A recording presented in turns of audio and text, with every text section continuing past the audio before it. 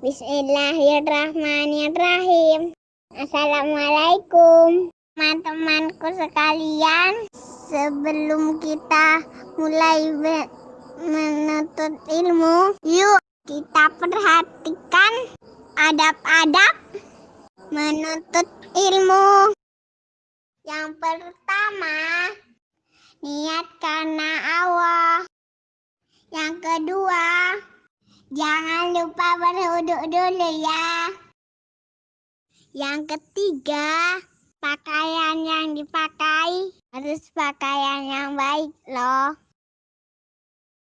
Yang keempat, buku dan alat tulisnya harus lengkap.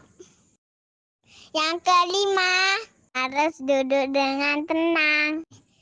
Jadi tidak boleh tidur-tiduran ya. Yang keenam, harus didengarkan dari awal sampai akhir. Itu tadi adab-adab menuntut ilmu. Jika sudah siap, yuk kita baca doa dulu. Rabbi zidni ilma warzuqni fahma. Ya Allah, tambahkanlah aku ilmu dan berilah aku pemahaman yang baik.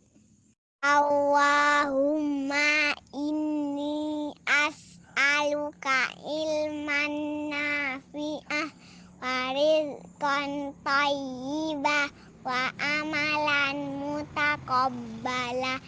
Ya Allah, sesungguhnya aku memohon kepadamu ilmu yang bermanfaat dan rizki yang baik dan amalan yang diterima. Amin. Selamat menikmati.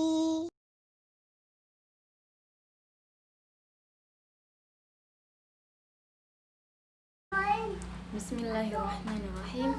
Assalamualaikum warahmatullahi wabarakatuh.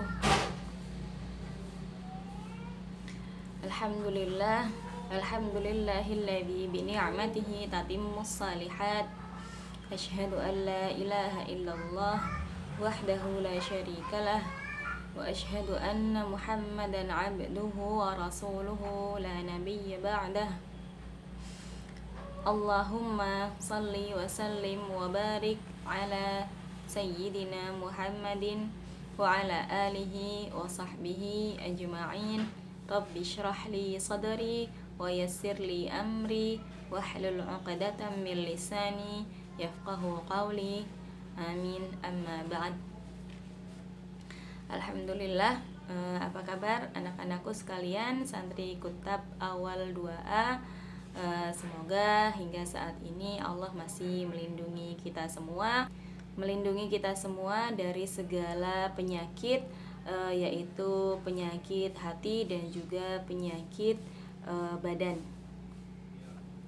Dan semoga Allah masih memberi kita kemudahan dalam melakukan ibadah kepadanya dan juga kemudahan dalam mentaati semua perintahnya.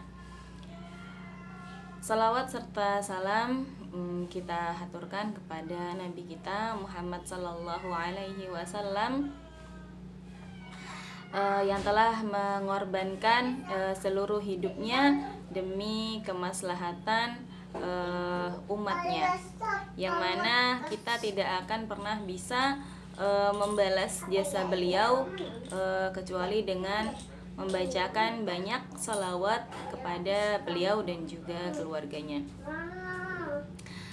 Baik, anak-anakku, setelah kalian bisa tenang duduk di majelis ilmu dan juga sudah memperhatikan adab-adab dalam bermajelis ilmu, kita mulai pelajaran hari ini dengan membaca basmalah. Bismillahirrahmanirrahim. Nah, baik, kemarin Ustazah sudah menjelaskan beberapa hal tentang gunung yang mana Allah ciptakan untuk menjadi pasak di bumi, yaitu sebuah penahan agar menjaga bumi tidak bergoncang. Nah, sekarang Ustazah akan menjelaskan tentang bagaimana gunung itu menjadi sirna. Sirna itu artinya tidak ada. Kapan gunung itu Allah musnahkan? Nah, sebagaimana makhluk Allah yang lain, bahwa gunung itu kan juga ciptaan Allah. Yang mana ciptaan Allah di dunia ini tidak ada yang kekal, tidak ada yang abadi. Pasti suatu saat akan musnah, hilang, tidak ada. Nah, kalau kita manusia itu kan nantinya akan mati, meninggal dunia. Nah, kalau gunung, kapan dia tidak ada dan kapan Allah kapan Allah musnahkan gunung itu, yaitu ketika nanti terjadinya hari kiamat.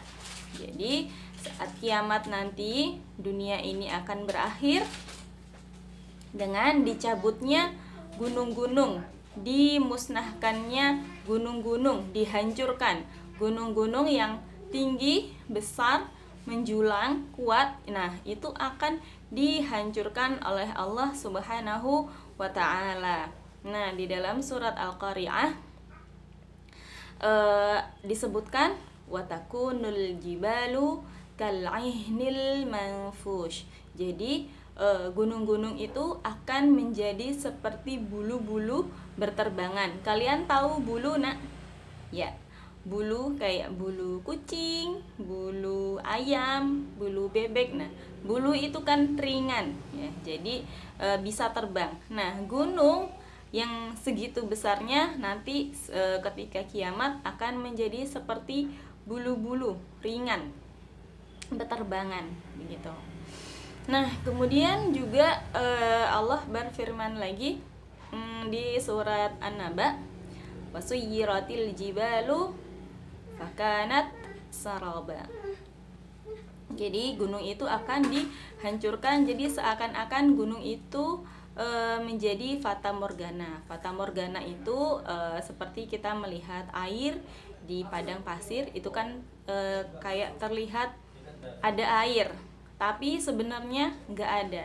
Sama ketika nanti kiamat, seakan-akan itu ada gunung, tapi ternyata gunungnya sudah nggak ada, sudah menjadi serpihan yang berterbangan.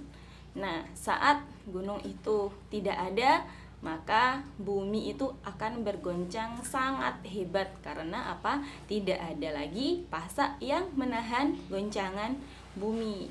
Jadi kalau misalnya kita pernah melihat di video tentang berita-berita tentang gempa bumi gitu ya, kan kadang ada videonya bagaimana bumi itu bergoncang. Nah, saat gempa bumi itu gempa bumi yang terjadi di kiamat nanti itu akan lebih hebat, lebih dahsyat, lebih menakutkan daripada gempa bumi yang terjadi saat ini. Jadi hari kiamat itu amat sangat menakutkan, karena saat itu gunung-gunung sudah dihancurkan oleh Allah Subhanahu wa ta'ala. Jadi Allah itu berkuasa atas segala sesuatu.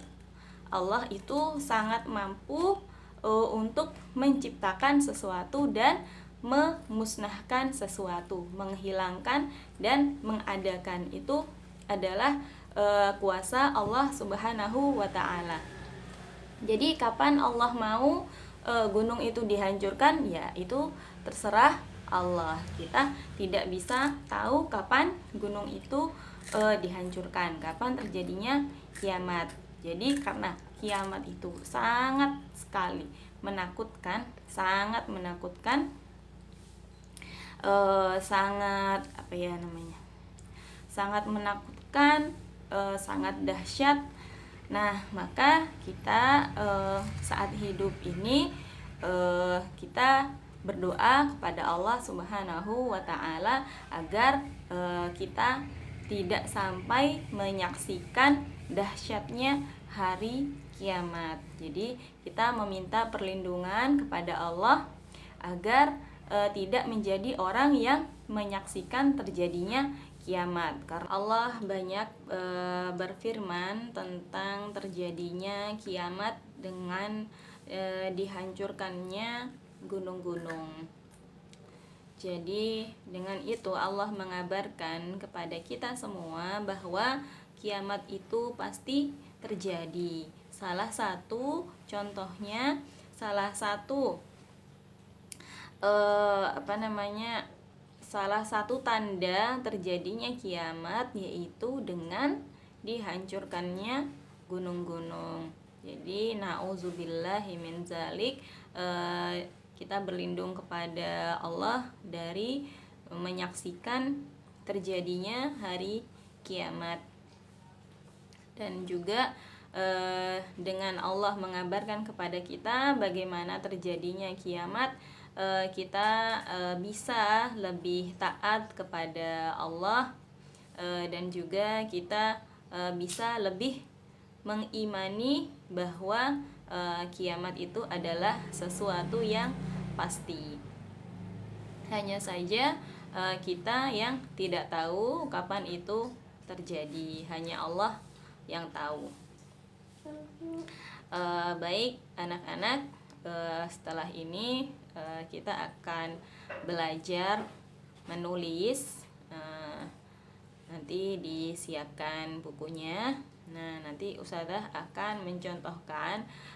Sebenarnya tulisan kalian sudah bagus, hanya saja Ustazah ingin tulisan kalian lebih tertata lagi, lebih rapi, agar nanti saat kalian mengerjakan tugas menulis, Ustazah membacanya lebih mudah. Begitu anak-anak. Jadi setelah ini Ustazah akan contohkan menulis dengan rapi. Ustazah akan memakai buku yang kotak terlebih dahulu agar kalian bisa lebih jelas memperhatikan ukuran setiap hurufnya. Baik anak-anakku sekalian, sekarang Ustazah akan mulai menulis. Ini huruf kecil dulu ya. Kita belajar untuk menulis huruf kecil terlebih dahulu. Nah, Ustazah mulai dari huruf vokal, yaitu A, I, U, E, O. Nah, mungkin di antara kalian ada yang sudah bisa menulis dengan lancar dan juga membaca dengan lancar. Akan tetapi di sini Ustazah memberi contoh agar tulisan kalian bisa lebih rapi. Jadi di sini kalau misalnya ada ayah atau bunda yang mendampingi kalian, bisa minta dicontohkan, dan kemudian ini dilihat ini jarak antar hurufnya. Nah, antar huruf per huruf ke samping itu ada 4 kotak. Nah, kemudian ke bawah ada 3. Nah, setelah itu menulis huruf berikutnya. Nah, jadi huruf yang paling atas itu menjadi patokan untuk menulis huruf yang di bawahnya. Nah, itu jarak antara A dan I, kemudian U, E, O, itu kan ada 4 kotak. Nah, setelahnya di huruf yang ada 2 huruf di bawahnya, seperti ba, bi, bu, be, bo. Nah, itu jaraknya ada 3. Nanti begitu seterusnya sampai ke huruf yang lain di bawahnya.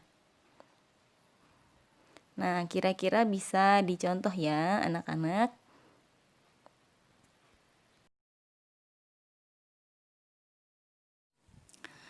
Jadi untuk ayah atau bunda yang mendampingi Ananda menonton video, kalau misalnya Ananda sudah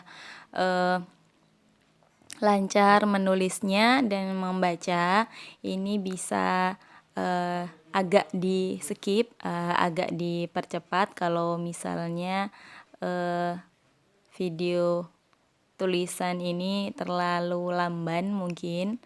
Nah, yang penting di sini titik tekannya adalah menulis dengan rapi begitu. Jadi kalau misalnya yang Ananda belum lancar menulisnya, mungkin bisa mengikuti ini. Tapi kalau misalnya sudah lancar, tinggal merapikan. Ini bisa sedikit di skip atau dipercepat.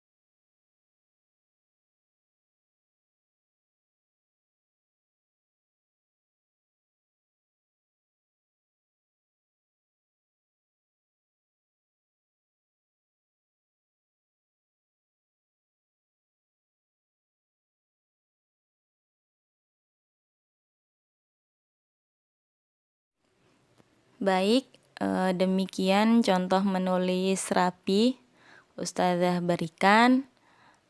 Jadi nanti hari ini Ustazah tunggu foto dari hasil tulisannya. Jazakumullah khairan.